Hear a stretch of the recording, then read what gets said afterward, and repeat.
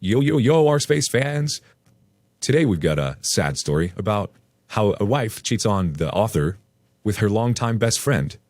How who knows who the daddy is? Let's see if we can digest it and find out, shall we? How my marriage ended. This happened many years ago, so if it's not allowed on this sub, I understand.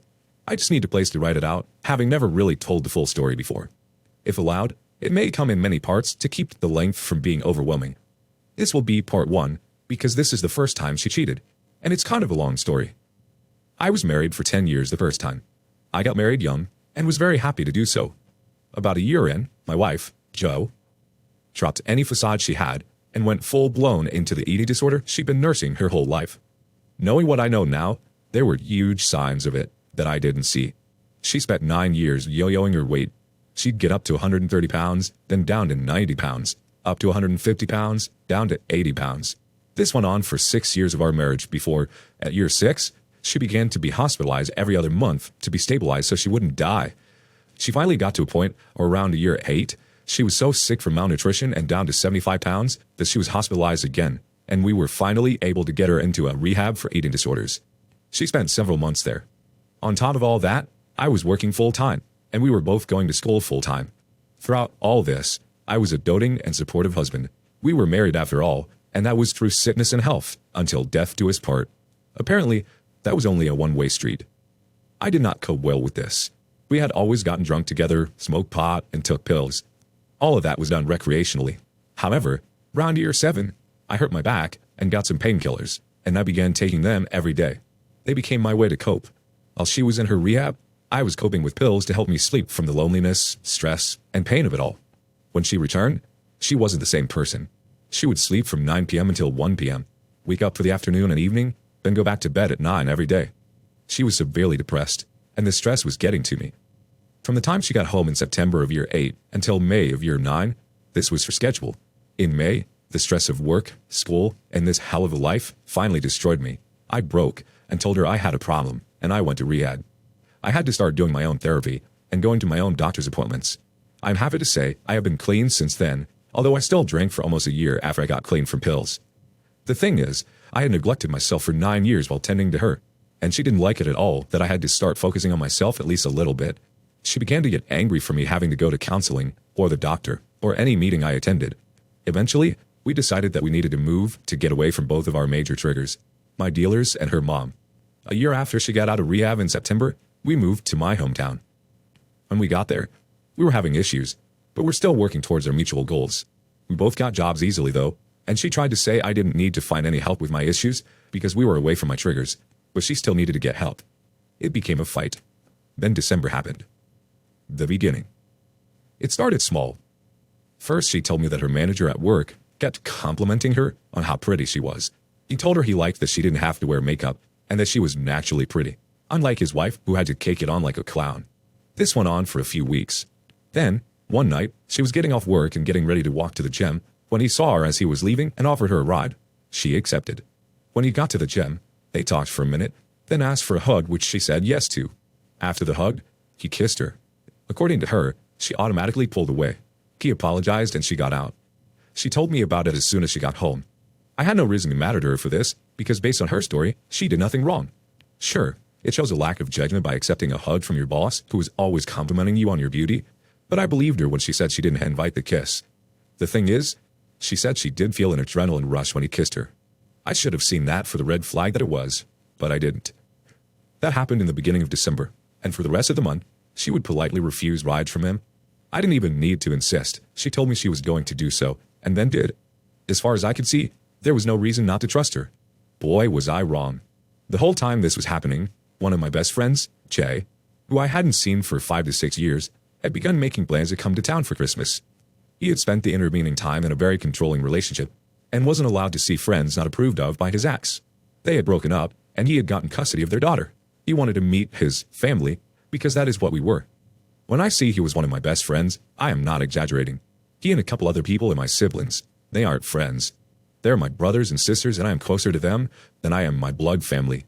I call 2 of their parents mom. The fact I hadn't seen Jay in so long had broken my heart, especially since I had gone to where he lived to see him, and he didn't come to see me because of his ex. I was ecstatic to see him. The plans were made, and on Christmas Eve, I was to drive 2 hours to get him from the town his sister dropped him off in. Then we'd drive back home. Joe had to work, so it would be just Jay and I catching up and riding with his daughter. So that's what we did. We talked to his daughter and played card games with her until she slept, which didn't take long, as it was late and they'd been in a car for several hours. We spent the next 2 hours talking about life, and love, and pain, and heartbreak. He told me about his relationship with his ex. I told him about the problems I was having with Joe. I even told him about Scummy Manager. It was like old times, except now I had a badass niece to share life with. In the middle of it, I got a text from my mom asking why Joe was crying. I had no idea and asked how she knew that. My mom's friend worked with Joe and saw her run into the bathroom cry. I had an idea of why, but wasn't sure. But I told Jay what was going on and what I thought. We commiserated until we got home. When we got there, we went to pick up Joe from the gym where she'd gone after work. Exercise bulimia. She exercised 2 hours every day, usually running 12 miles a day. And my fear was confirmed. She'd been let go from her job. It was sad, but we moved on. Jay and his daughter had been staying with another friend of ours, as Joe and I lived with my parents at the time. We saw them when we could and enjoyed getting to know his daughter. We enjoyed Christmas with Jay's host family and moved into New Year's. New Year's Eve. The night before New Year's Eve, one of my other friends had a party. But the party was a bring your whole family, put the kids to bed, and have adult time party. Some of us got really, really drunk. This includes Joe, Jay, and I. During the party, things were really weird. I thought I kept hearing Joe make weird comments, but was pretty drunk. I didn't trust my perception on this. At one point, I had to go to the bathroom. It felt like something was holding the door closed. I twist on it, it gave, but as I tried to walk in, Joe comes out from behind the door and tries to get me to go somewhere with her. I told her I had to pee, went in, and shut the door. That's when I see Jay behind the door. I drunkenly say, "Hi, Jay, what's up?" As I go to pee, and he just says, "You really need to talk to your wife," and walks out of the bathroom. When I was done, I asked her what that was all about. She said she was asking him for advice on her marriage. It irked me, but I was too drunk to care or think logically about it. All three of us went to sleep in the living room of Party House that night after the party. The next morning, I woke up pretty early, and I was hungover badly. I woke up Joe and told her I needed to go home to sleep in a real bed, asked if she was coming. She said she just wanted to sleep and was staying. Still not thinking right, I said, okay, and walked a few blocks to my parents' house. I went back to sleep immediately. I was woken up a few hours later by Joe, Jay, and his daughter coming into the room and jumping on me. For the next few hours, we sat in my room watching movies and TV shows and just generally having a good time. I did catch a few weird things happening between the two of them, though. At one point, I thought I saw Jay put his hand high up on the inside of her thigh out of the corner of my eye. But when I looked, he had moved it off of her completely. I didn't know if I was imagining it or not. I was getting suspicious of them, especially after finally thinking about the bathroom incident, but nothing concrete. Then, when Mom asked me to go to the store for her, I asked if they wanted to go, but they both said no. My niece, on the other hand, said yes, so I thought, hey, some uncle-niece bonding time, and took her with me. Plus, I also thought I'd see if I could catch them in the act. The girl and I went to Walmart and got what my mom wanted, and I bought the girl a gift. We went back to the house, and we went inside. When we pulled up, I could see them in the window moving really quickly, but by the time I could look, nothing was amiss. I sat there stewing for a couple hours, and I hatched my plan. Somehow, I can't remember exactly. I think I said I forgot and wanted something. I let them know I needed to leave again, and telling them I'd be back. Since it was later in the evening by this point, his daughter was asleep, so I didn't need to take her, nor would I have if she wasn't. Where we lived, my bedroom window looked out onto the driveway, so they'd always know when I came back. I'd never be able to catch them doing anything if they could see every time I came home. I had to sneak up on them. When I left, I drove a small bit away like I was leaving, but instead pulled over a couple of blocks away and walked back. I went back to the house, and because you could hear the front fence from my room, whether the window was shut or not, I went to the back gate and went into the yard. I walked to the front and stood in the shadows outside my bedroom window, seeing if I could see anything. Oh, I definitely did. They looked like they were wrestling, and although they were fully clothed, you could tell it wasn't just playing.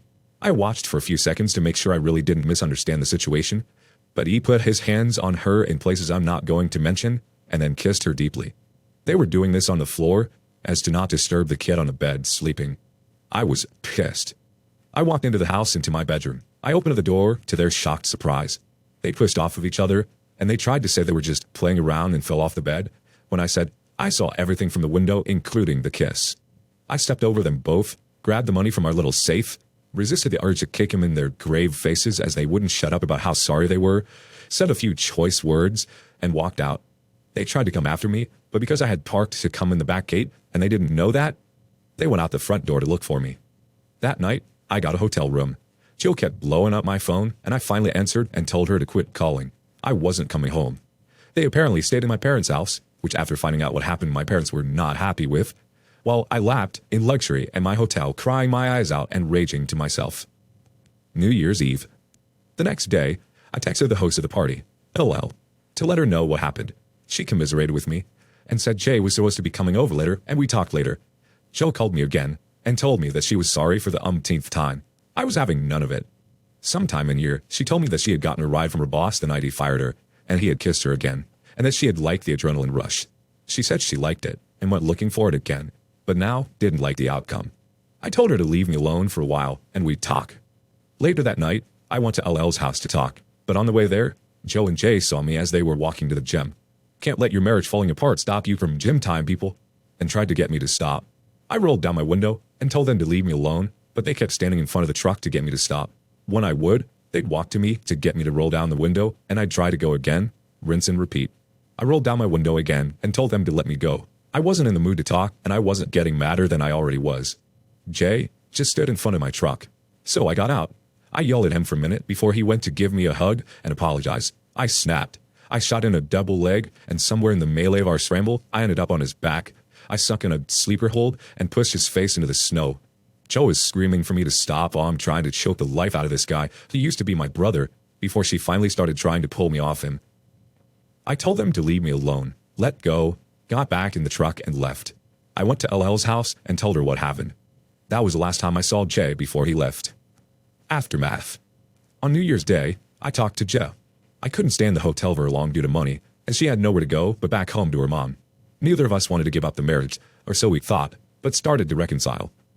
In that reconciliation, she told me everything that happened.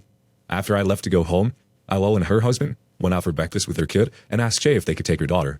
He said yes, and that left Joe and Jay alone together. They had sex, but according to both of them, I talked to Jay a few months later, but that's the part of another story. It wasn't much of a good time. He literally one pump chumped her. She said the sex wasn't the good part. It was the adrenaline she got from that new and exciting feeling. She said that after her boss kissed her the second time, she started craving the rush. They had sex on LL's couch. That was not long before Jay left, and I told LL what happened. She was pissed and hasn't talked to Jay since. Eventually, Jay left, and we began to work on our marriage to see if we could fix the broken parts. She was still insistent I not get therapy.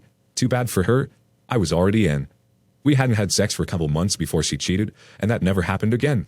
Less than 2 weeks after she cheated, she made plans to go back and see her mom. She left the day before my birthday, despite me begging her to wait. She wouldn't. As we were driving to the airport, our drive to get there, she gets a text that I look at. Before that text, we never hid our phones from each other. If I got a text, she'd read it and hand it to me. I'd do the same. I did so this time as she got angry. The contents were probably the reason. Turns out, she had reconnected with an old boyfriend from high school. That text message.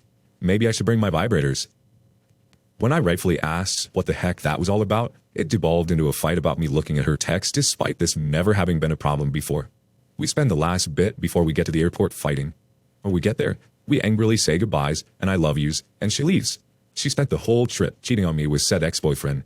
She tried to keep it a secret by saying they were just hanging out, but when they are just hanging out and she won't text me for 4 hours, it's kind of telling. Why I let her come back, I'll never know, only because of the phone call. Not long before her trip is supposed to end, almost a month later, she calls me crying. She has happy news, she says. She's pregnant! At the time, I hadn't put together that I couldn't possibly be the father, so I let her come home, and we resolved to put everything behind us to raise the baby. We went to the first checkup, and that's when I discovered there was no way I was the dad. Time-wise, it wasn't possible. I was not happy with his development, and let him know he was going to be a dad again. He didn't believe me. It was a moot point anyway. Less than a month later, she lost the baby at about 10 weeks. That's when the marriage really went downhill. By the end of March, we were done, and I was alone. She was back home with her mom, and I was drinking quite heavily. How we got there is another story entirely. Stay tuned for part 2, maybe. Wow, that was all over the place. I guess we'll have to wait and see if there ends up being a part 2. Until next time, you loyal R-spacers.